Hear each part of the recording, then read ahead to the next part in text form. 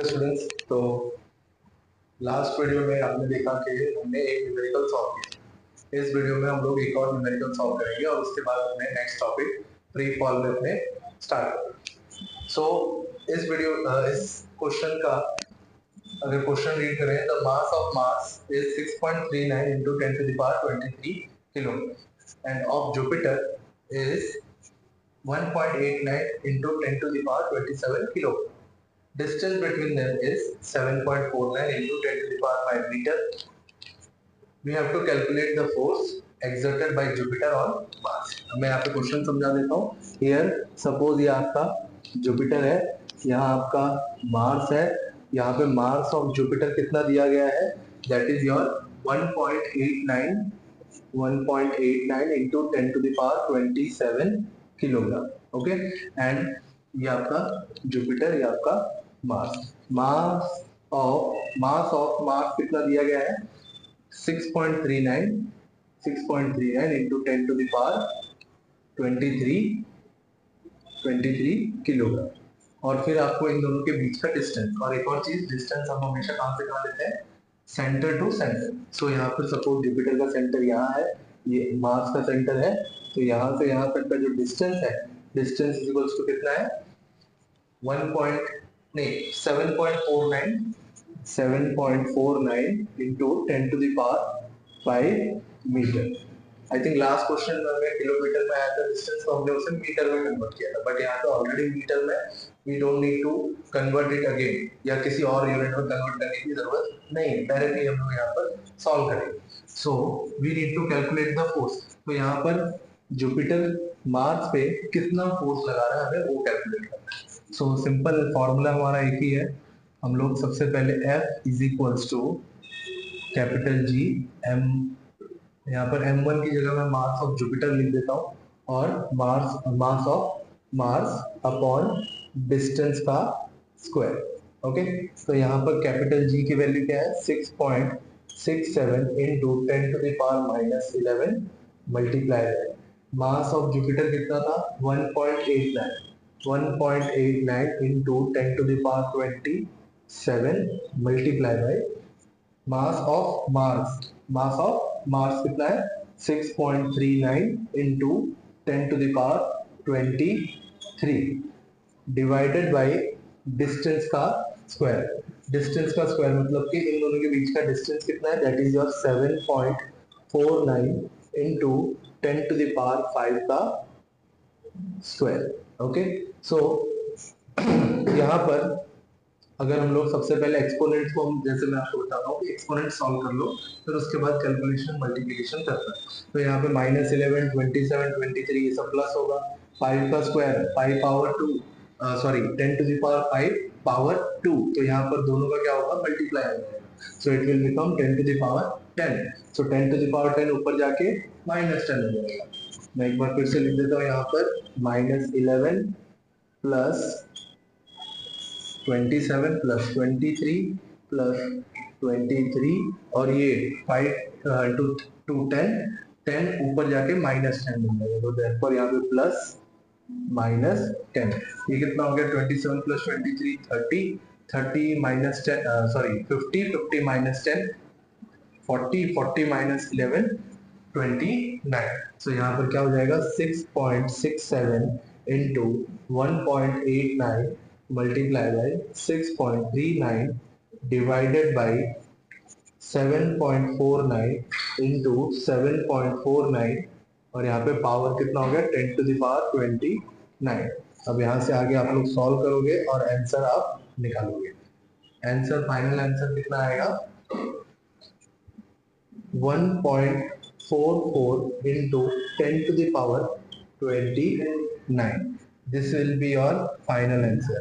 तो इतना फोर्स, इतना न्यूटन फोर्स जो है वो जुपिटर मार्स पे अप्लाई कर रहा है। ठीक है, ये आप किसी का भी निकाल सकते हो। आपको बस खाली क्या करना होगा, जो दो बॉडीज आप यूज कर रहे हो, लाइक अगर जुपिटर अर्थ पे कितना ग्रेविटी अप्लाई कर रहा है या कितना ग्रेविटेशनल फोर्स कर रहा है रख रहा है, उसको निकालने के लिए क्या करना है, हमें मास ऑफ जुपिटर मिल गया है, मास ऑफ अर्थ हमें पिछले क्वेश्चन में पता था, that is your 6.6 into 10 to the power 24 something. बस। और डिस्टेंस आपको ढूंढ लेना है, डिस्टेंस आप मिल जाएगा आपको, जो है आप इंटरनेट के थ्रू डिस्टेंस खुद से निकाल करके एक कैलकुलेशन आप करके आप अपनी प्रैक्टिस कर सकते हो, क्योंकि ये सब जो क्वेश्चन है ये क्वेश्चन फॉर्मूला बेस्ड है, इतना डिफिकल्ट नहीं है। बट हाँ, जो कैलकुलेशन एरर होगी यहाँ होगी। लाइक बहुत सारे स्टूडेंट्स यहाँ पर एरर कर जाते हैं जब उनको ये चीज के लिए इसे सॉल्व करना होता है कि पॉइंट वाले फिगर्स को कैसे सॉल्व करते हैं, फिर ये पॉइंट वाले फिगर्स को जब हमें डिवाइड करना होता है तो क्या करना होता है, मल्टीप्लाई तो इजी नहीं हो जाता है, डिवाइड के केस में बहुत बार प्रॉब्लम होती है बच्चों को। तो मैं इसके बाद एक बार आपको डिवाइड करके भी बता देता हूँ कि कैसे डिवाइड करते हैं पॉइंट वाले केसेस में। नॉर्मल में तो आप कर लेते हो, लेकिन पॉइंट अगर हो तो कैसे डिवाइड करते हैं वो मैं बता देता हूँ, फिर उसके बाद हम लोग नेक्स्ट टॉपिक में आगे बढ़ेंगे। ओके, आई होप ये समझ में आ गया होगा। ओके स्टूडेंट्स, तो यहाँ पर ये जो लास्ट सम में हमने यहाँ पर इंटू 10 टू द पावर 29 रखा था। अब आप में से बहुत लोगों को ये दिक्कत होती है कि किस तरीके से हमें मल्टीप्लाई डिवाइड करना है। तो मल्टीप्लाई तो आई थिंक ये आ जाएगा, क्योंकि सिंपल मल्टीप्लिकेशन है और बहुत बेसिक सा रूल है कि आपको पॉइंट के बाद जितने जो नंबर्स हैं उनको बस उतने ही पॉइंट आगे अपने को लगा देना। आई होप पॉइंट वाला आपको पता होगा, नहीं होगा तो भी मुझे बता दूंगा। डिवाइड वाले में बहुत बेसिक गलतियां करते हैं। आपको पॉइंट अगर दिया गया हो तो आप कैसे उसको सॉल्व करोगे आपको वो नहीं पता चलता। तो पॉइंट वाले केसेस में हम क्या करते हैं कि इधर हम पॉइंट को हटाएंगे। पॉइंट को हटाने के लिए हम लोग क्या करेंगे, पॉइंट के बाद जितने डिजिट्स हैं डिवाइड बाय वैसा उसको अगर 1 डिजिट है तो 10 से, 2 डिजिट है तो 100 से, 3 डिजिट है तो 1000 से डिवाइड करेंगे। लाइक मैं इसको ऐसे लिख सकता हूँ कि 80 अपॉन पॉइंट के बाद दो, ये देखो ये पॉइंट है, पॉइंट के बाद 2 डिजिट है तो यहाँ पर डिवाइड बाय 100। अब ये मेन डिवाइड वाला साइन और यहाँ पर 5610 5610 अपॉन पॉइंट के बाद यहाँ भी 2 डिजिट था तो इधर मैंने 100 लिख दिया। अब आप लोगों ने ये चीज पढ़ा होगा क्लास 6 में कि a upon B divided by C upon D, ये क्या हो जाएगा आपका, ये बन जाएगा आपका, ये यहाँ पर डिवाइड में आ जाएगा। Like a upon B multiply by D upon C, मतलब कि ये इससे मल्टीप्लाई होगा और ये इससे। एक्चुअल में दो फ्रैक्शंस को हम डिवाइड नहीं करते, हम इस तरीके से रेसिप्रोकेट करके मल्टीप्लाई कर देते हैं तो आंसर आ जाता है, इजी आ जाता है। तो वही चीज हम लोग यहाँ भी करेंगे कि ये इधर आ जाएगा और ये यहाँ आ जाएगा। तो ये क्या बन जाएगा आपका, ये बन जाएगा लाइक दिस कि 8055 multiply by 100 upon 5610 multiply by 100। यहाँ से 100 कट, ये 100 कट, बस अब आ जाएगा इसको डिवाइड करना और ये डिवाइड करना आपको आ जाएगा। सिंपल है, इसको डिवाइड करने का आंसर क्या मिलेगा आपको, 1.44। एक्चुअली 1.35 समथिंग आएगा, सॉरी 1.435 समथिंग आएगा, उस हम लोग राउंड ऑफ करके 1.44 लिख देते हैं। ठीक है, आई होप आइडिया आया होगा।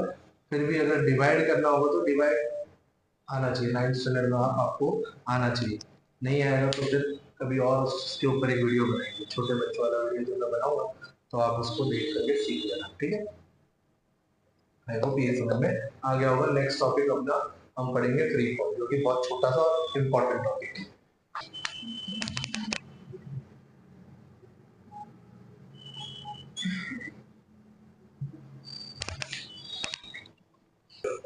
तो स्टूडेंट्स, अभी हम लोग अपने नेक्स्ट टॉपिक फ्री फॉल के तरफ बढ़ते हैं। फ्री फॉल आपको चलो एक एग्जांपल के थ्रू समझते हैं कि लाइक अगर ये हमारा सरफेस ऑफ अर्थ है, ठीक है, ये अर्थ का सरफेस है और यहाँ से कोई एक ऑब्जेक्ट नीचे की ओर गिर रहा है। ठीक है, सरफेस के ऊपर, अर्थ के सरफेस के ऊपर नीचे की ओर एक ऑब्जेक्ट गिर रहा है। अब जब ये ऑब्जेक्ट नीचे की ओर गिर रहा है तो इसमें कौन से फूट रहा है, कोई फेंका है या फिर कहाँ से गिरा है वो सब डिस्कस नहीं करेंगे, बस गिर रहा है ये समझते हैं। तो आपके अकॉर्डिंग यहाँ पे कौन से फोर्सेस लगेंगे, ग्रेविटेशन पढ़ रहे हैं और इंट्रोडक्शन में हमने क्या पढ़ा था कि जो ऑब्जेक्ट होता है, जो डिफरेंट मासेस होता है, ये क्या करते हैं, एक दूसरे को अट्रैक्ट करते हैं। तो यहाँ पर एक अट्रैक्टिव फोर्स होगा जिसकी वजह से नीचे आ रहा है और दैट इज योर ग्रेविटेशन, या तो ग्रेविटी आप कह सकते हो, ग्रेविटी रहती है, ग्रेविटेशनल फोर्स रहता है, ठीक है।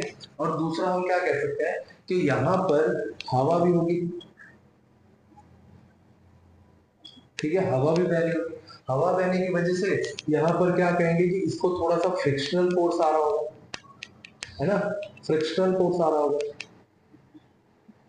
जिसकी बहुत थोड़ा सा ही सही लेकिन आ रहा होगा।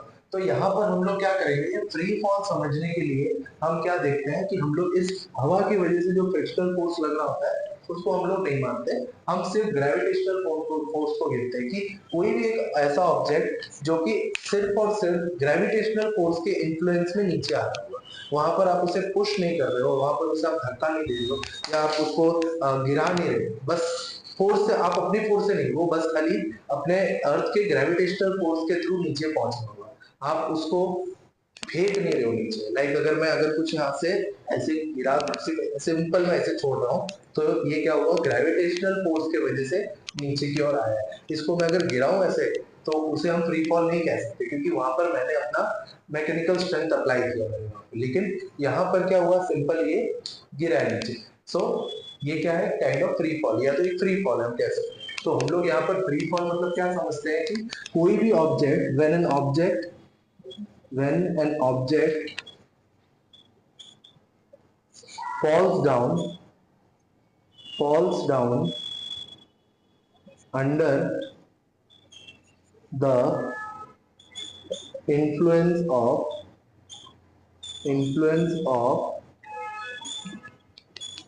gravitational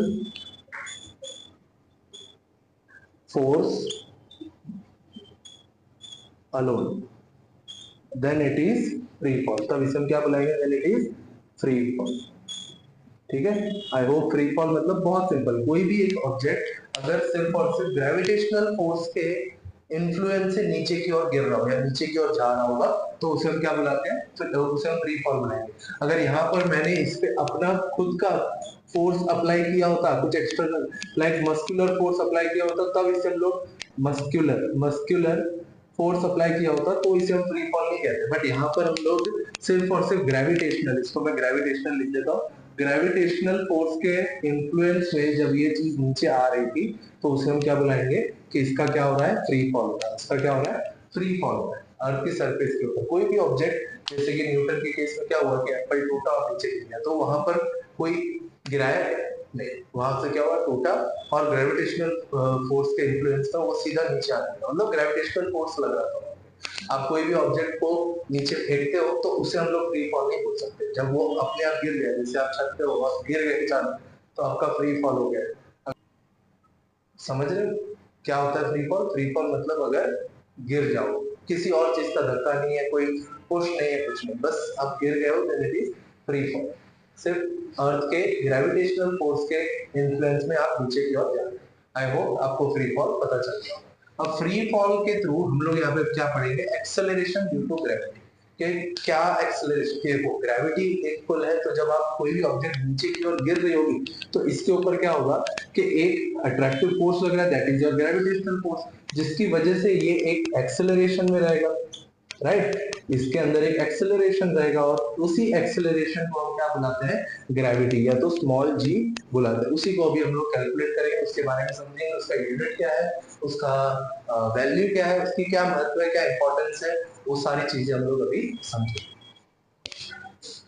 चलो, सो स्टूडेंट्स, अब हम लोग पढ़ेंगे acceleration due to gravity. Acceleration due to gravity में आपने क्या, हम लोग मैं आपको एक्सप्लेन करता हूँ। लाइक सपोज आपका ये अर्थ है, ठीक है, ये आपका अर्थ है, जहां पर आप एक ऑब्जेक्ट यहाँ से नीचे की ओर गिर रहा है, बराबर, कोई भी ऑब्जेक्ट हो सकता है। इसको मैं मास स्मॉल m दे देता हूँ, और अर्थ का मास मैं कैपिटल M लिख देता हूँ। कैपिटल M में से होता ही नहीं, कैपिटल M लिख देता हूँ, ठीक है। ये अर्थ का मास है, ये आपका उस ऑब्जेक्ट का मास है, छोटा सा मास है कुछ, ठीक है।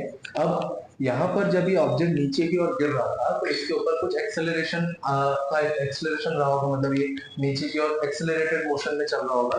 तो यहाँ पर एक्सेलरेशन कितना होगा, एक्सेलरेशन कितना होगा, अर्थ की जो ग्रेविटी होगी उसके बराबर, लाइक अर्थ इसे खींच रहा है तो अर्थ के ग्रेविटेशनल पुल के हिसाब से इसकी एक्सेलरेशन होगी, ये होगी g के बराबर। तो मैं ऐसे लिख सकता हूँ कि a इक्वल्स टू g, बराबर। चलो अब यहाँ पर जब ये इसे नीचे की ओर खींच रहा है तो अगर हम लोग सेंटर से इसके डिस्टेंस को मेजर करें तो वो कुछ r के बराबर होगा। हम लोग कह लेते हैं कि चलो एक पर्टिकुलर पॉइंट से हम लोग इस पे r के बराबर डिस्टेंस है।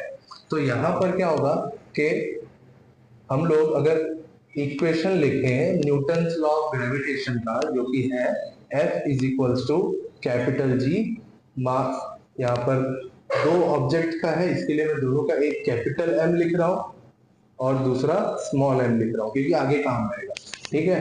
एंड फिर उसके बाद ये जो डिस्टेंस है यहाँ पर r का स्क्वायर, बराबर। This is your what, this is your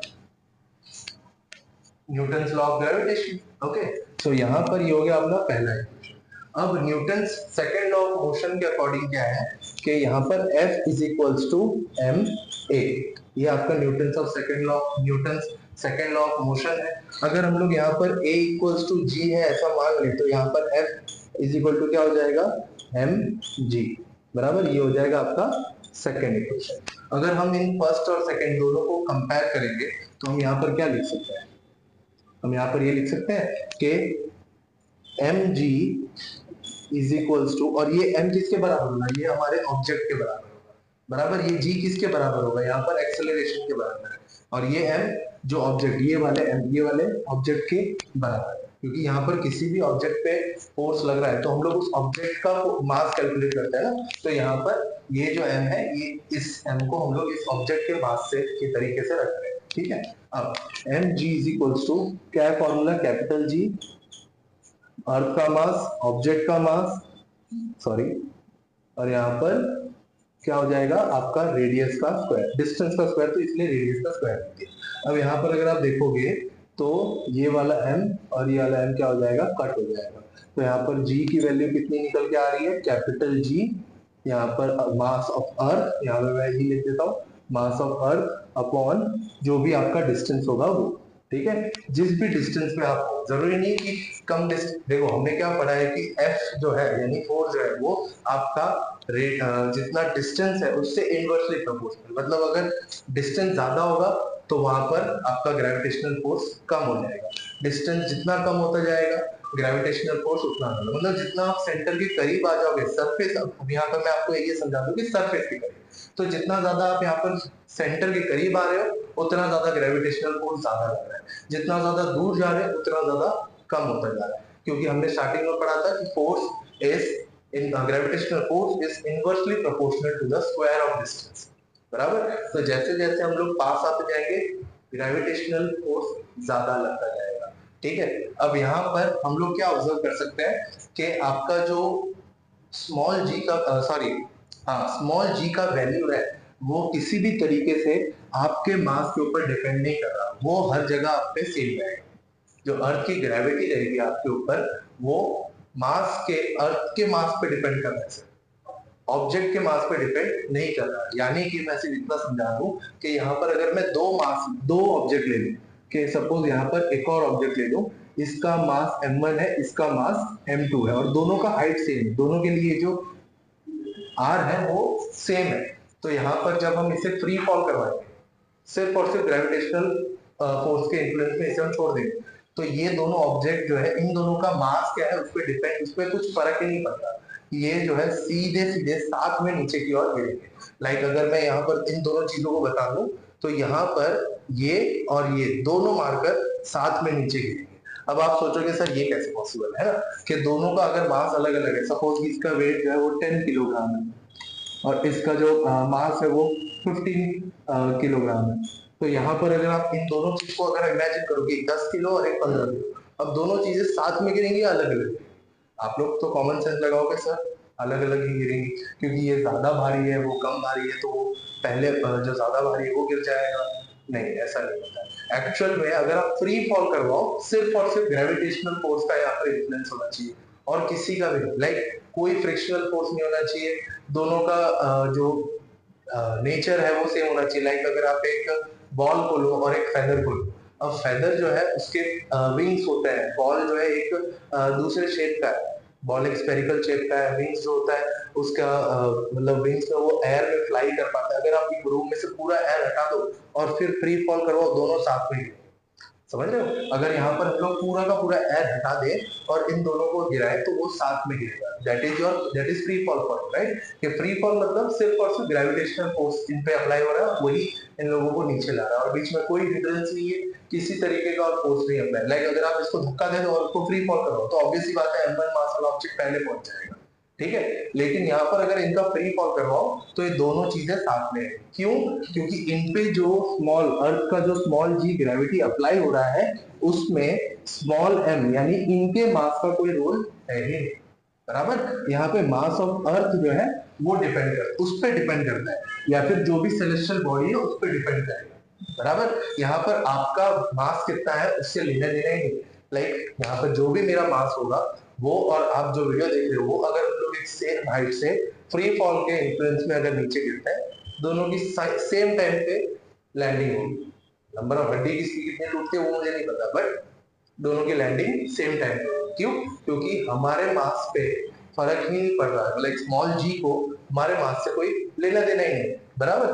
क्योंकि यहाँ पर आप फॉर्मूला डिराइव किया, हमने क्या देखा कि G is equal to capital G which is your constant gravitational constant, universal gravitational constant. यहाँ ME मतलब मास ऑफ अर्थ और कितने डिस्टेंस पे हम लोग, लाइक अगर जमीन से 10 मीटर पे ऊंचे हैं तो ये पूरा का पूरा अर्थ का रेडियस और उसमें और 10 मीटर जितना हम ऐड करेंगे, तो इस तरीके से आपको ये तो पता चल जाएगा। तो यहाँ पर अगर स्मॉल जी का वैल्यू देखोगे, it does not depend upon the mass of the object, ये ऑब्जेक्ट के मास से इंडिपेंडेंट है, उसको उससे लेना देना नहीं, उसको सिर्फ अर्थ के मास से। अगर आप मून पे जा रहे हो और यही चीज कर रहे हो free fall, I think moon पे एटमॉस्फेयर नहीं है, वहां पर फ्री फॉल करवा सकते हैं, फ्री फॉल करवा के साथ में दोनों चीजों को लैंड करवा सकते हैं, मतलब वो होगा ही, साथ में ही लैंड होगा। मून पे जाने के लिए थोड़ा सा दिक्कत है, बाकी सब मून पर सॉरी बाकी सब फ्री फॉलिंग में वही फ्री फॉल में ऐसे। क्लियर हुआ? आई होप क्लियर हो जाना चाहिए।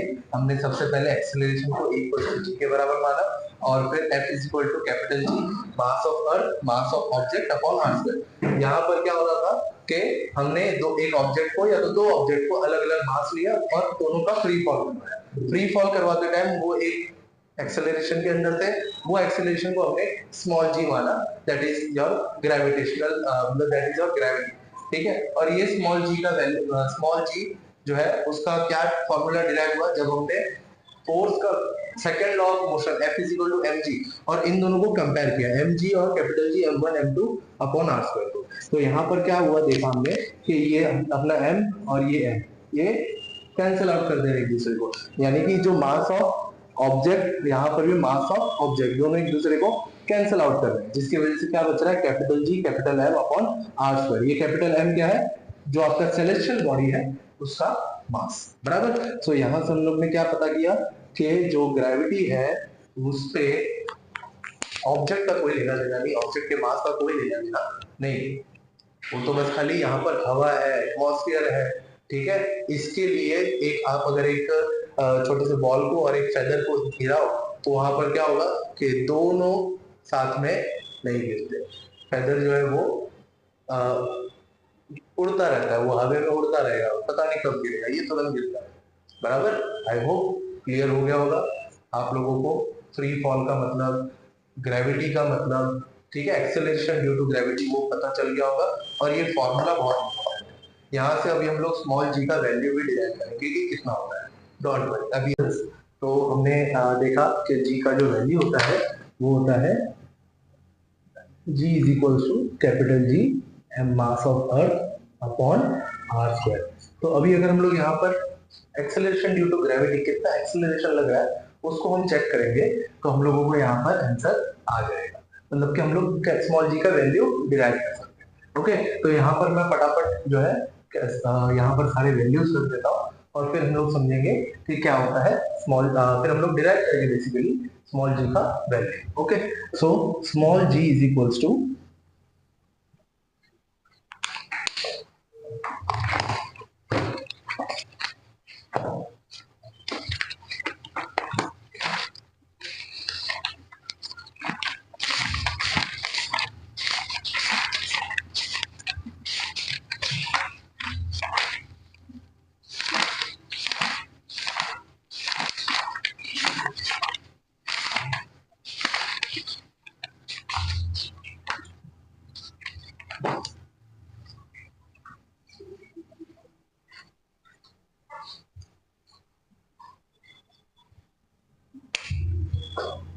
Small g is equals to capital G का वैल्यू रखेंगे। कैपिटल G का वैल्यू क्या होता है 6.67 into 10 to the power -11 10 to the power -11 multiply by mass of earth कितना होता है 6 into 10 to the power 24 divided by r का स्क्वायर। r का स्क्वायर मतलब अर्थ का रेडियस कितना है 6.4 इंटू 10 टू द पावर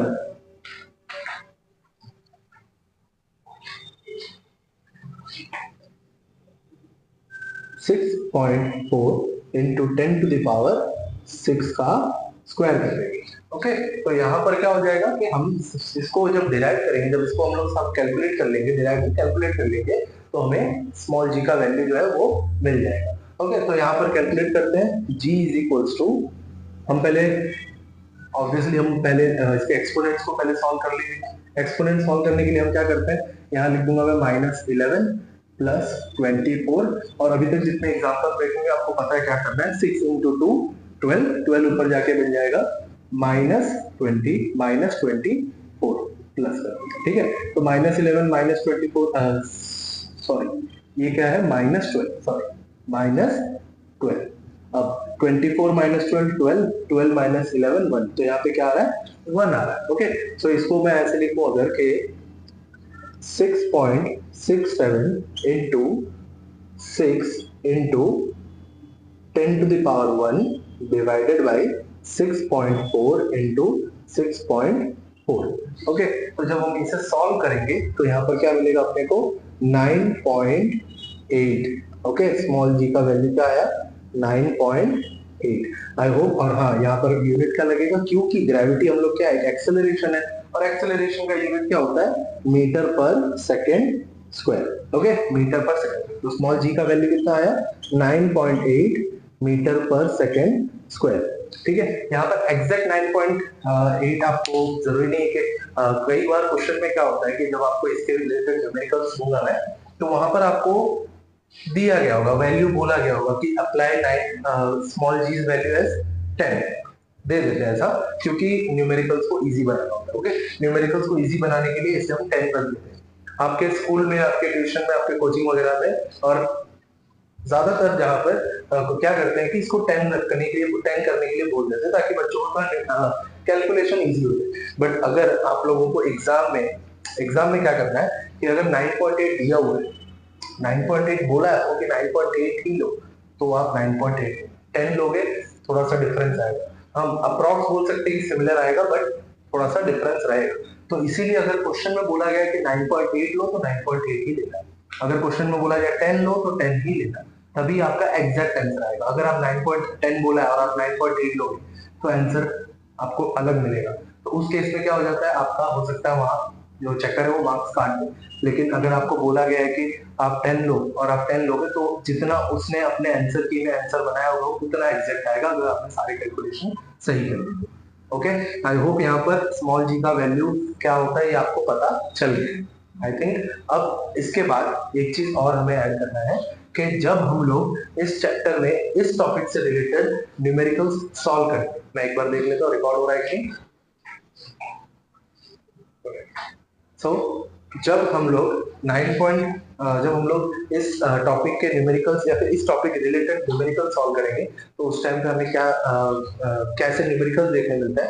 तो हमने जो मोशन वाले चैप्टर्स कर रखे हैं उसके जैसे ही आपको मिलेगा। लाइक के कोई हम बॉल को ऊपर फेंक रहे हैं या फिर कोई एक हाइट से हम नीचे गिर रहे हैं या कार गिर रही है या कोई बॉल ही कोई गिराया है, ऐसा कुछ भी। यानी कि आप बेसिकली क्या कर रहे होगे, जो हम लोग मोशन चैप्टर में क्या पढ़ते हैं कि हम लोग एक कितना डिस्टेंस कवर किया है, एक कार है उसने कितना डिस्टेंस कवर किया, उसको कितना टाइम लगा है, या फिर उसने कितना जो है उसका इनिशियल वेलोसिटी क्या था, फाइनल वेलोसिटी क्या था, ये सारी चीजें हम लोग, उसका एक्सेलरेशन क्या था, ये सारी चीजें हम लोगों को मोशन वाले चैप्टर में करना था।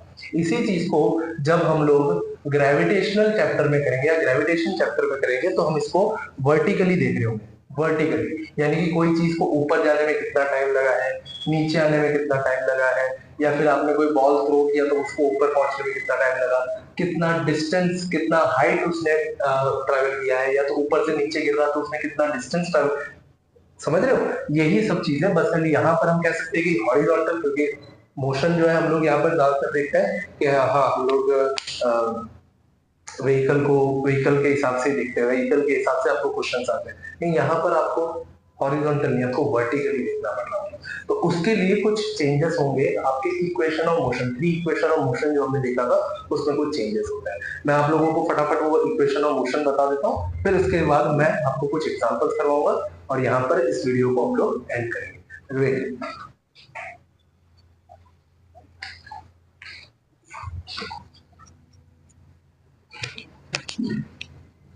ओके, तो पहले मैं आपको उन तीनों इक्वेशन, मोशन के इक्वेशन जो है उनको मैं लिख लेता हूँ, फिर उसमें क्या चेंज करना है वो बता देता हूँ। तो पहला क्या था, v is equals to U plus A T, ठीक है। फिर दूसरा क्या था, s is equals to U T plus half A T का स्क्वायर, और तीसरा क्या था, v square minus U square is equals to 2as। ये तीन इक्वेशन हमने देखे थे। अब इसमें होगा क्या, देखो हम क्या देख रहे हैं कि जब हम लोग एक्सेलरेशन वाले चैप्टर, सॉरी जब हम लोग ग्रेविटेशन चैप्टर देख रहे हैं, तो हमारा क्या क्या करना होता है, अपने को चीजें या तो ऊपर फेंकनी है या तो ऊपर से नीचे गिर रही है। तो उस टाइम पर हमें क्या देखना होगा कि एक्सेलरेशन, एक्सेलरेशन किसके बराबर है, acceleration is equals to this G. यहाँ पर a इक्वल्स टू g होता है। समझ रहे हो कि अगर कोई चीज ऊपर से नीचे गिर रही है तो फिर वहां पर कितना एक्सेलरेशन लग रहा होगा, एक्सेलरेशन जी के बराबर लग रहा होगा, ये अभी हमने पढ़ा था। तो उसी चीज को हम लोग यहाँ पे यूज करेंगे। एक और चीज, यहाँ पर s इज इक्वल टू क्या हो जाता था आपका डिस्टेंस, लेकिन यहाँ पर हम डिस्टेंस वर्टिकली देखेंगे, यानी कि कितने हाइट से गिर रहा है या कितने हाइट तक पहुंच रहा है उस चीज के लिए। तो यहाँ पर s इज इक्वल टू क्या हो जाएगा, हाइट, यानी कि हाइट यहाँ पे ले लेंगे हम लोग। ओके, तो उसके बाद जब इसके अंदर ये चेंजेस हम करेंगे तो इसको कैसे लिखेंगे मैं बता देता हूँ। That is v equals to u plus G T, ठीक है।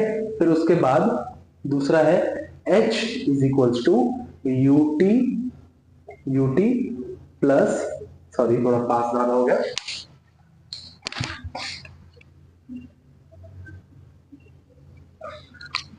h is equals to U T plus half a की जगह पे जी टी का स्क्वायर, ठीक है। ये t के ऊपर स्क्वायर है, ये g के ऊपर नहीं है, ये t के ऊपर स्क्वायर है। अगर दोनों के ऊपर करना होता तो हम इसको ऐसे लिखते हैं gt का स्क्वायर, लेकिन यहाँ पर सिर्फ क्या है, t के ऊपर। तो आप लोग बच्चों कंफ्यूज मत होना इस चीज को लेकर। फिर उसके बाद v square is equals to u का स्क्वायर, सॉरी यहाँ पे ऐसे इक्वल्स टू भी लेके कर सकते हैं, but v square minus u square is equals to 2gh। तो ये तीन जो है आपका क्या है, फॉर ये तीन जो मोशन होगा ये फॉर ग्रेविटेशन चैप्टर, और ये वाले जो थे आपके, ये थे आपके मोशन चैप्टर के। बाकी टर्मिनोलॉजी सेम रहेगी, मैं एक बार लिख देता हूँ। v क्या हो गया आपका, v is equals to your final velocity, ठीक है। तो u हो गया आपका इनिशियल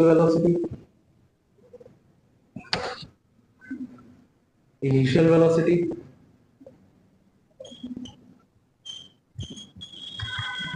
ठीक है। फिर उसके बाद आपका h हो जाएगा यहाँ पे हाइट, t हो जाएगा टाइम, और g है आपका एक्सेलरेशन। हाँ, आई होप क्लियर होगा। एक और चीज यहाँ पर मैं ऐड करूंगा, मैं यहाँ पर लिख देता हूँ, इसको मैं मिटा के, कि जब हम लोग इन न्यूमेरिकल्स को सॉल्व कर रहे होंगे, हमें एक चीज का ध्यान रखना होगा, क्या, कि जब हम लोग किसी भी चीज को ऊपर से नीचे की ओर भेज रहे हैं या नीचे की ओर गिर रहा है, तो वहां पर हमारा जो एक्सेलरेशन है, यानी कि हमारा जो, सही लिखूं तो हमारा जो जी है वो क्या रहेगा, हमेशा पॉजिटिव रहेगा, ठीक है। क्योंकि एक्सेलरेशन क्या कर रहा है, उसे अपनी तरफ खींच रहा है, टुवर्ड्स द सरफेस। तो उस केस में हमें ग्रेविटेशन जो स्मॉल जी का है वो वैल्यू पॉजिटिव लिखना पड़ेगा। और जब हम लोग एक्सेलरेशन के अगेंस्ट में ऑब्जेक्ट को मूव करवा रहे होंगे तब हमें जी क्या लेना होगा, नेगेटिव लेना होगा। Got it. जब हम लोग कोई भी चीज ऊपर से नीचे की ओर गिर रही है तो उस टाइम पे हमें क्या देखना होगा, स्मॉल जी का जो वैल्यू है उसे पॉजिटिव रखना पड़ेगा। क्यों, क्योंकि towards the direction of gravitation, towards the surface जा रहा है और ग्रेविटेशन सरफेस की तरफ खींचता है, तो टुवर्ड्स द डायरेक्शन, इसीलिए पॉजिटिव। और फिर जब हम लोग g का वैल्यू जब हम लोग कोई ऑब्जेक्ट को ऊपर, मान लीजिए मैं मार्कर को ऊपर फेंक रहा हूँ, तो इसके ऊपर क्या हुआ है, ग्रेविटेशन नेगेटिव लगेगा। क्यों? क्योंकि यहाँ पर वेलोसिटी कम होती है। जैसे अगर सपोज इसको मैंने ऊपर फेंका तो क्या हुआ, ये गया गया गया, एक मैक्सिमम वेलोसिटी, मतलब ये एकदम फाइनल जो हाइट तक पहुंचना था पहुंचा, वहां जाके वेलोसिटी 0 और फिर वहां से नीचे आना चालू हुआ। मतलब क्या हुआ कि वेलोसिटी धीरे धीरे कम हो रही है। तो यहाँ पर ये क्योंकि अगेंस्ट द ग्रेविटेशन जा रहा था, इसके लिए यहाँ पर जी नेगेटिव लेंगे। और जैसे इसको मैं ऊपर से नीचे गिराऊंगा, यहाँ वेलोसिटी इंक्रीज होती जाती है, क्योंकि जी जो है वो पॉजिटिव हम यहाँ पे रखते हैं। पॉजिटिव रखने का रीजन क्या है कि हम लोग वो ग्रेविटेशन के डायरेक्शन में उसे डायरेक्ट वो टुवर्ड्स द सरफेस जा रहा है, इसके लिए पॉजिटिव। आई होप समझ में आ गया होगा। ओके स्टूडेंट्स, तो अभी हम लोग एक क्वेश्चन से स्टार्ट करते हैं। यहाँ पर बोला गया है कि ball is thrown vertically upwards. ठीक है, वर्टिकली अपवर्ड्स का मतलब क्या हुआ, ऑब्वियसली नीचे से फेंका ऊपर ऐसे, ठीक है, वर्टिकली अपवर्ड्स ऊपर की ओर फेंका, ठीक है। और यहाँ पर बोला गया है कि उसका with the velocity of 25 metre पर सेकंड, मतलब आपको विद द वेलोसिटी यानी इनिशियल वेलोसिटी दे रखा है कितना, 25 मीटर पर सेकंड, ठीक है। अब g is equals to 10 metre पर सेकंड स्क्वायर दिया है। यहाँ पे हमें कैलकुलेशन इजी करने के लिए g की वैल्यू 10 मीटर पर सेकंड स्क्वायर दी है, ठीक है। और बोला गया है कि फाइंड हाइट इट रीचेस, कितने हाइट तक, लाइक अगर इसको मैं एक 25 मीटर पर सेकंड स्क्वायर की वेलोसिटी से 25 मीटर पर सेकंड की इनिशियल वेलोसिटी से ऊपर फेंकूं, तो ये कितने हाइट तक जा रहा है मुझे वो बताना है, ठीक है। और दूसरा कितना टाइम लगेगा उसको वहां से वापस ले जाने में। चलो तो ढूंढते हैं। सबसे पहले यहाँ पे गिवन डेटा लिख देते हैं। गिवन डेटा कितना है आपका, गिवन डेटा क्या है, यहाँ ध्यान दो, u is equals to 25 metre पर सेकेंड, ठीक है। फिर उसके बाद आपको बोला गया g का वैल्यू, हमें v फाइंड करना है, upward velocity of v find क्या करना है, v तो पता ही होना चाहिए कि 0 मीटर पर सेकेंड आएगा। कैसे 0 मीटर पर सेकेंड, लाइक जैसे इसको मैंने सपोज ऊपर फेंका, ठीक है, तो ये इस हाइट तक गया। जब मैंने इसको फेंका तो ये एक्सेलरेशन के अगेंस्ट में जा रहा है, ऊपर की ओर जा रहा था, तो धीरे धीरे क्या होगा, हमने पढ़ा है वेलोसिटी कम होगा, है ना, कि एक्सेलरेशन इसको नीचे लाने की कोशिश कर रहा है, हम इसको ऊपर फेंक रहे हैं, तो धीरे धीरे क्या होगा, इसकी वेलोसिटी कम होगी और ये मूवमेंट पे जाके 0 और वहां से फिर वापस नीचे की ओर बढ़ना चाहिए। तो v क्या हो गया, 0 मीटर पर सेकेंड। और बोला गया है कि हाइट फाइंड कर लो, h फाइंड कर लो, ठीक है। चलो तो h फाइंड कर लेते हैं। हमारे पास एक फॉर्मूला है, क्या, h निकालने के लिए v square minus u square is equals to 2gh, v square minus u square is equals to 2gh। g का वैल्यू है यहाँ पर हमें दिया हुआ है, g इज इक्वल्स टू कितना है, 10 मीटर पर सेकेंड स्क्वायर। तो चलो फटाफट से ढूंढते हैं, है ना, क्या हो जाएगा। यहाँ पर हम लोग पहला अपना इक्वेशन लिख देते हैं, v square minus u square is equals to 2gh, बराबर। तो v का स्क्वायर मतलब 0 का स्क्वायर 0 माइनस u का स्क्वायर मतलब 25 का स्क्वायर, ठीक है, इज इनटू 2 इनटू g कितना होगा, क्योंकि नीचे से ऊपर फेंक रहे हैं तो ये हो जाएगा -10 मल्टीप्लाई बाई h, हमें फाइंड करना है। सारे वैल्यूज को इधर रखेंगे, ज्यादा नीचे क्या लिख के लिखूं, यही लिख देता हूँ। चलो सो -0 माइनस 25 का स्क्वायर माइनस 25 का square which will be -625। 2 into -10 -20, ये कितना हो जाएगा, -20h। ये -20 यहाँ इस साइड आएगा तो क्या बन जाएगा, -20 डिवाइड में आ गया, कैंसल, क्या बचेगा, 2 10 जा, 5 2 जा एंड 5 120, 5 4 जा एंड 5 125 जा, ठीक है। अब हम लोग minus h is equal to क्या आया, 120 अपॉन 125 अपॉन 4। अब अगर मैं इसको कट करूंगा तो कितना आएगा, 120 मतलब 400 हो गया 25, फिर 5 20 का हो गया 5 30, और 5 का हो जाएगा 4 गया 1 31, और 5 को 0.25, तो ये हो गया कितना, 31.25 मीटर। आई थिंक कर लोगे जल्दी आ जाएगा। h is equals to 31.25 metre, मतलब कि इसको जब जैसे सपोज वही ये बॉल है, ठीक है, इसको मैंने 25 मीटर पर सेकेंड की इनिशियल वेलोसिटी से ऊपर फेंका, तो ये कितना जाएगा हाइट, 31.25 मीटर। समझ में आ गया? देखो कुछ नहीं, गिवन डेटा लिखा, हमें क्या फाइंड करना था वो लिखा, और उसके रिलेटेड उसके रिगार्डिंग जो फॉर्मूला हमें सही लग रहा था उसको हमने लिख लिया, v square minus u square is equals to 2gh। ठीक है, और फिर सॉल्व कर लिया, आंसर आ गया। h कितना आया? 31.25 मीटर। एक चीज याद रखना, जब आप नीचे से ऊपर कोई चीज फेंक रहे हो तो वो उसका वेलोसिटी कम होते जाएगा और वेलोसिटी जीरो हो जाएगा, बराबर, जीरो हो जाएगा। एंड आपका जो g रहेगा वो नेगेटिव, यहाँ पर g हम नेगेटिव, इसके लिए मैंने यहाँ पे नेगेटिव कर दिया है, बराबर। अब हमें क्या फाइंड करना है? ये टाइम टेकन टू रिटर्न, वापस आने में कितना टाइम लगेगा, हमें टाइम फाइंड करना है ना। तो चलो इसको हम लोग यहाँ से कंटिन्यू कर लेते। हमारे पास फॉर्मूला क्या है? हमारे पास टाइम के लिए फॉर्मूला है v is equals to u plus a t। हमें टाइम फाइंड करना है, therefore t is equals to, ये v इधर आ जाएगा, v माइनस u हो जाएगा, और a डिवाइड में आ जाएगा, a यहाँ पर आ गया। Therefore t is equals to कितना? v का वैल्यू क्या है? 0 है, u का क्या है? 25, u का वैल्यू 25 है ना, डिवाइडेड बाय a कितना था? a है आपका -10, यहाँ a नहीं आएगा, यहाँ पे g आएगा, तो आपको करो यहाँ पे g आएगा। ओके, यहाँ पर g का वैल्यू -10, यहाँ a नहीं आएगा, यहाँ पर g आएगा, मैं भी भूल जाता। ठीक है, आप लोग मत भूलिएगा, नहीं तो चले जाओ, मार्क्स कट जाएगा। g का वैल्यू कितना है? g का वैल्यू है -10, बराबर। Therefore t is equals to 0 minus 25 minus 25 divided by -10 minus minus cancel, 25 divided by 10, t कितना है आपको? 2.5 सेकेंड। आ गया? लग रहा है ना आ गया? नहीं, यहाँ ये अधूरा है, ये आंसर पूरा नहीं हुआ है। अब सोचो, अरे देखो हमें क्या पूछा है? Time taken to return back, वापस आने में।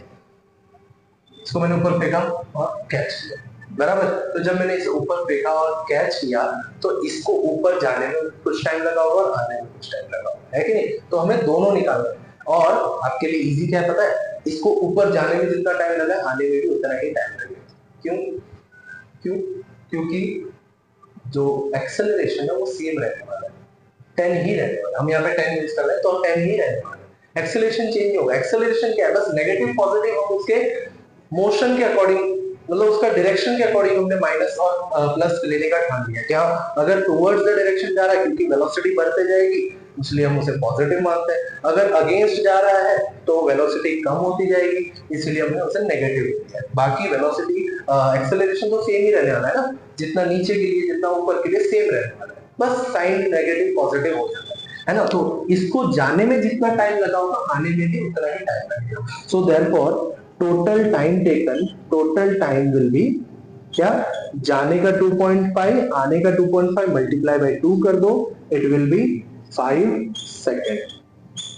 कितना टाइम लगेगा? टोटल 5 सेकेंड लगेगा। इस चीज को ऊपर जा करके नीचे आने में 5 सेकेंड लगेगा। एक बार फिर से समझा देता हूं कि जब हम लोग एक बॉल को ऊपर की ओर फेंकते हैं vertically upwards with a velocity of 25 metre पर सेकेंड, 25 मीटर पर सेकेंड की वेलोसिटी से ऊपर गया, जी हमें यहाँ पर 10 रखना था, हाइट फाइंड करने के लिए बोला है, और time taken to return. Height के लिए हमने क्या किया?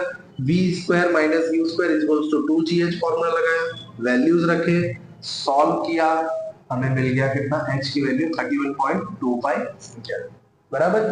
फिर उसके बाद हमें बोला गया था कि time taken to return back v is equals to u plus at, formula रखा, सारे वैल्यूज रखे और सॉल्व किया, 2.5 आया।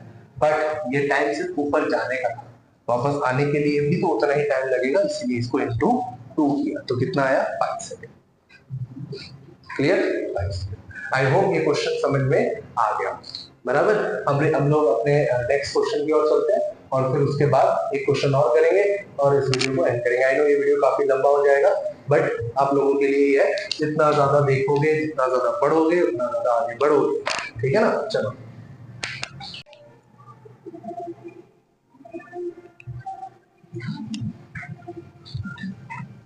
ओके स्टूडेंट्स, तो अभी अपना next question. A car falls off a ledge, किसी हाइट से गिर रहा है, आई थिंक खाई से गिर रहा है, खाई नहीं, बस एक जस्ट प्लेटफॉर्म से नीचे गिर रहा है, खाई तो बहुत ऊंचा होता है। So the ledge and drops to the ground in 0.6 second, सिर्फ 0.6 सेकंड, बस ज्यादा ऊंचाई से नहीं। किसी जैसे अभी आपने एक न्यूज देखा है कि एक लड़की वो नींबू पिचकाने वाले जो नींबू चढ़ाते हैं रिचुअल में, आई थिंक वो था या क्या था, थार थार जो है वो सीधा जमीन पे डायरेक्ट फर्स्ट फ्लोर पे डायरेक्ट जमीन पे उतार, मतलब उतना वैसे ही कुछ सिनेरियो रहा होगा। कोई पक्का ड्राइवर चला रहा या लगी होगी, और उसने जो है ध्यान नहीं दिया ज्यादा, एक्सीलेटर कुछ ऐसा दबा दिया, और फिर क्या हुआ कि गाड़ी नीचे गिरी। ठीक है, 0.6 सेकंड में धड़ा नुकसान। चलो, तो जी इक्वल्स टू 10 मीटर पर सेकंड।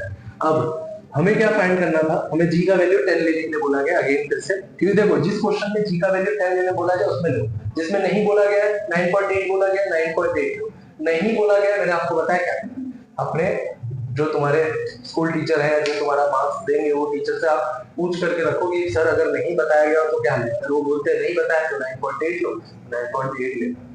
अगर बताया गया 10 लो, मतलब नहीं बोला गया कि क्या लेना है, अगर सर ने बोला कि जब नहीं बोला गया तो 10 ले लेना तो 10 ले लेना, लेकिन जो बोला वैसे।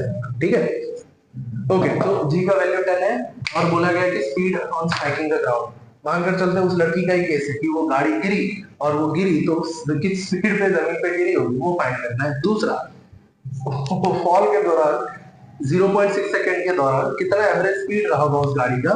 मानकर चलते हैं यहाँ पर थार नहीं थार है।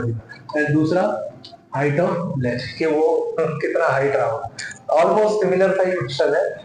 सो आई थिंक सीबीएसई ने जो है प्रेडिक्ट कर लिया था पहले से क्वेश्चन। आओ आगे बढ़ते हैं। आंसर निकालेंगे। आंसर में हमें सबसे पहले गिवन डेटा लिखना चाहिए, ये अपना धर्म है इसमें गिवन डेटा लिखने का। ओके, तो गिवन डेटा क्या क्या है कि एक, हाँ टाइम, सबसे पहले time,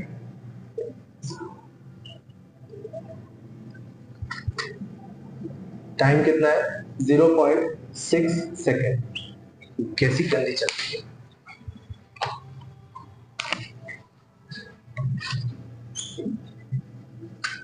time is equals to 0.6 second. फिर उसके बाद अपने को जी दे रखा है, जी इज इक्वल्स टू कितना है, जी इज इक्वल्स टू है आपका 10 मीटर पर सेकेंड स्क्वायर। और देखो कार लेग से गिर रही है, तो हम ऐसा मानेंगे कि जस्ट वहीं से गिर रही है, तो इनिशियल वेलोसिटी उसका क्या हो जाएगा, जीरो हो जाएगा। इनिशियल वेलोसिटी उसका 0 मीटर पर सेकेंड हो जाएगा।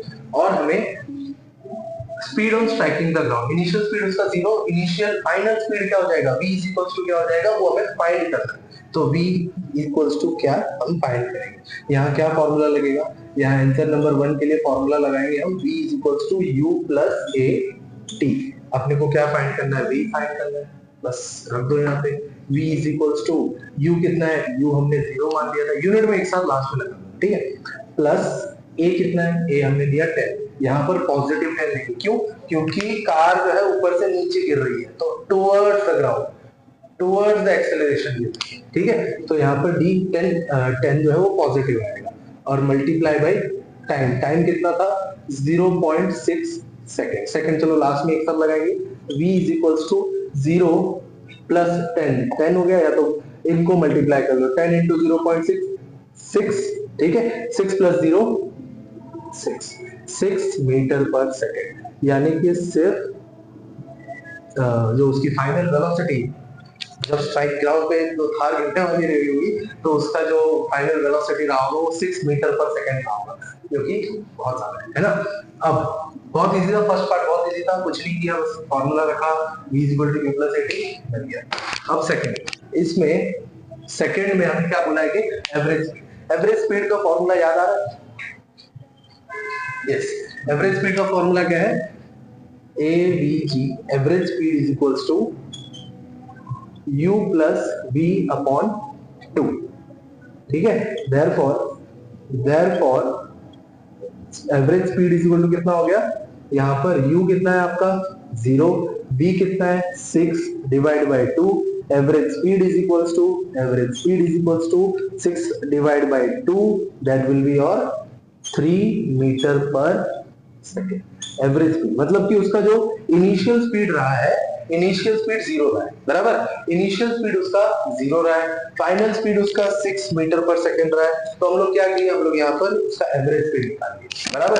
एवरेज स्पीड निकालने का फॉर्मूला क्या है, एवरेज स्पीड निकालने का फॉर्मूला क्या है, 0 plus u plus v upon 2, बस 5-6 बूंद जिंदगी के, आपने सुन रखा है ये चीज, बट ये 5-6 बूंद पढ़ाई की तरफ।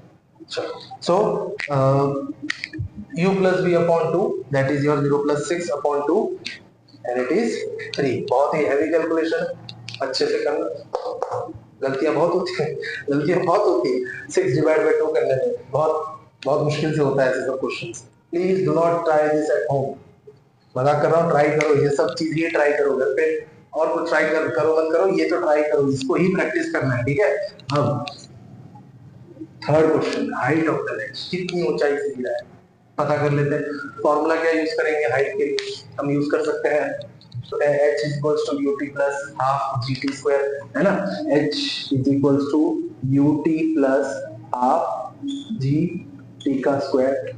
h therefore h is equals to u कितना है, इनिशियल स्पीड हमने 0 लिया था, 0 मतलब 0 into 0 मल्टीप्लाई बाय 0.6 टाइम 0.6 था प्लस 1/2 इनटू ग्रेविटी कितना था, टुवर्ड्स द ग्राउंड है, इसके लिए पॉजिटिव 10 मल्टीप्लाई बाय 0.6 का स्क्वायर, ठीक है, 0.6 का स्क्वायर। अब therefore h is equals to क्या हो जाएगा, 0 into 0.6 0, ठीक है। यही होता है जब आप 0 के साथ रहोगे ना तो यही होगा। इसीलिए कहा जाता है कि हमेशा एक पॉजिटिव के साथ रहो, पॉजिटिव माइंडसेट के साथ रहो, या पॉजिटिव जो आपके सराउंडिंग में जो लोग हैं वो पॉजिटिव बिहेवियर होना चाहिए, पॉजिटिव एटीट्यूड होना चाहिए, पॉजिटिव अप्रोच टुवर्ड्स लाइफ होना चाहिए, बराबर। 0 कभी भी आपको 0 की तरफ, खुद भी 0 है और खुद भी आपको भी 0 बना देगा। 0 गोल, ठीक है, 0 पॉजिटिवनेस, फिर कोई उनका मोटिव नहीं है, 0 मोटिव के, ऐसे लोगों से दूर रहो। देखो सम से बीच में हटा के मैं आपको इस चीज बता रहा हूँ क्योंकि ये भी जरूरी है। हम सब चीजें तो सीख लेते हैं लेकिन ये सब बातें जरूरी है, बोर लगे तो कर दो लेकिन इंपॉर्टेंट है समझ लो कि 0 टाइप के चीजों के साथ मत रहा करो। ऐसा नहीं कि आप मतलब ही बन जाओ या अपने किसी से कुछ समझो नहीं है। 0 जो रहते हैं उनसे दूर रहो, और जो नेगेटिव थॉट्स वाले लोग हैं, नेगेटिव माइंडसेट वाले लोग हैं, नेगेटिव एनर्जी देने वाले लोग हैं, आजकल की भाषा में नेगेटिव वाइब जिसमें से आपको आ रही है, उनसे तो खासा कोसों दूर रहो, उनसे खास करके दूर रहो, कोसों दूर रहो, क्योंकि खुद भी नेगेटिव आपको भी नेगेटिव बना देंगे। Negative plus positive, negative into positive negative हो जाता है ना। तो आप 0 के साथ तो दूर रहो, खुद भी 0 हो जाओगे, नेगेटिव के साथ रहोगे और नेगेटिव हो जाओगे और बुरे चेहरा होगे। बेटर से दूर रहो, positive behaviour, positive mindset, positive approach toward life, ऐसे लोगों के साथ ना करो। खुद का भी ग्रोथ करोगे, उनका भी ग्रोथ होगा, आपका भी ग्रोथ होगा, एक हेल्दी एनवायरनमेंट बना रहेगा, एक पॉजिटिव सराउंडिंग में रहोगे उतना ग्रो करोगे, समझ रहे हो। 0 के साथ बचपन में मेरे को ये लगता था फालतू बात है, लेकिन ये चीजें सीखते हो, धीरे धीरे आप ही सीखोगे, टाइम के साथ सीखोगे, समझ में आया। चलो अभी वापस टॉपिक पे आते, ज्यादा बोर नहीं करूंगा। 0 into 0.6 कितना हो गया, 0 प्लस ये 2 कैंसिल कर देगा 10 को 5, ठीक है, क्या बन जाएगा 1 5 5, 5 मल्टीप्लाई बाय 0.6 into 0.6, ठीक है, क्या बन जाएगा 5 into 0.6 क्या बनेगा 3.0 बन जाएगा, ठीक है। 3.0 into 0.6 क्या हो जाएगा 1.80 मीटर। तो हाइट कितनी रही होगी 1.8, जिस लेंथ से, जिस जगह से वो कार गिरी है उसका हाइट रहा होगा 1.80 मीटर।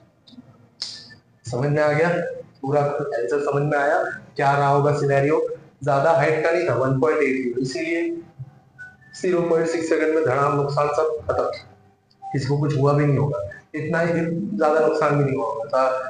विंडशील्ड आगे का टूटा होगा, हेडलाइट्स टूटे होंगे, थोड़ा डेंट आया होगा, अब पता नहीं कितना कितना डैमेज हुआ होगा, लेकिन क्वेश्चन तो हमने सॉल्व कर लिया, जो चीजें पूछी गई थी उसको हमने सक्सेसफुली सॉल्व कर लिया। एक बार बस खाली मैं मिटा, मतलब आप लोग क्वेश्चन लिख करके खुद से सॉल्व करो, जहां अटकोगे देख लो, जहां नहीं अटके तो अगला क्वेश्चन, है ना। ऐसे करोगे तो बढ़ोगे, ऐसे करोगे तो सीखोगे, ये सब बहुत इजी है। आप इमेजिन करो अपने आप को, जब आप किसी सिनेरियो में हो अपने आप को इमेजिन करो, कोई क्वेश्चन आपको पूछा जाए, इमेजिन करो कि क्या हो रहा है, बराबर, कि क्या पूछा गया, अपने आप को वहां। साइंस एक ऐसा सब्जेक्ट है जितना ज्यादा अच्छा इमेजिन कर लोगे उतना ज्यादा अच्छे से सॉल्व कर पाओगे। फिजिक्स के क्वेश्चंस ऐसे ही होते हैं, जितना अच्छा इमेजिन कर लोगे, केमिस्ट्री भी ऐसा ही है, जितना अच्छा समझ लोगे इमेजिन कर लोगे, इवन बायोलॉजी, ओवरऑल साइंस ही ऐसा है कि जितना कई सारी चीजों को आपको इमेजिनेशन के बेसिस पे, इमेजिन मतलब क्या इमेजिन, कुछ फेक इमेजिन नहीं, बस पिक्चराइज करो कि एटम ऐसा होगा, इलेक्ट्रॉन ऐसे ऐसे घूम रहे होंगे। ये क्वेश्चन को ही ले लो, ये कार है, थार वाली जो अभी एग्जाम बहुत वायरल हो रहा है, उससे रिलेट कर लिया, क्या होगा क्या होगा क्या नहीं होगा, ये समझ रहे हो? ऐसे आप निकाल सकते हो, समझ में आया? इसी तरीके से आप सॉल्व करोगे, बहुत इजी लगने लगेगा। और अगर नहीं लगेगा तो आपको पता है कैसे मुझ तक पहुंचना है, कैसे आपको मुझे कांटेक्ट करना है। ठीक है, अभी अपने बढ़ते हैं अपने नेक्स्ट टॉपिक की ओर, जो कि काफी इंटरेस्टिंग। ठीक है, फिर उसके बाद तो आई होप आपको ये क्वेश्चन समझ में आ गया होगा। और मैं आप लोगों को लिए अब और वीडियो लंबा नहीं करूंगा, आप लोगों को मैं एक होमवर्क देता हूं, अगर वो नहीं समझ में आया तो फिर आप मुझ तक पहुंचिए, मुझ तक रीच करिए, डाउट पूछिए, मैं आपको सॉल्व करके समझाऊंगा कैसे। ठीक है, तो होमवर्क मिल जाएगा और आपको मुझ तक पहुंच जाना है। नहीं समझ में आया तो मुझ तक पहुंच जाना, आप मेरे को कॉन्टेक्ट करना, मैं आपको समझाऊंगा। ठीक है, होमवर्क आपके लिए दे दूंगा, मैं आंसर लिख के दे रहा हूँ, आंसर आप बता दे रहा हूँ, ये फाइनल आंसर है, आपको ढूंढने पे फिक्स हो जाएगा कि हाँ हमने सही किया है। चलो फटाफट मैं क्वेश्चन लिख देता हूँ और फिर हम इस वीडियो को एंड करते हैं। और जहां अगर यहाँ तक देख लिया है तो वेरी गुड, नहीं देखा है पता नहीं देखा है तो क्या करोगे, लेकिन देख लेना भाई। चलो आगे बढ़ो।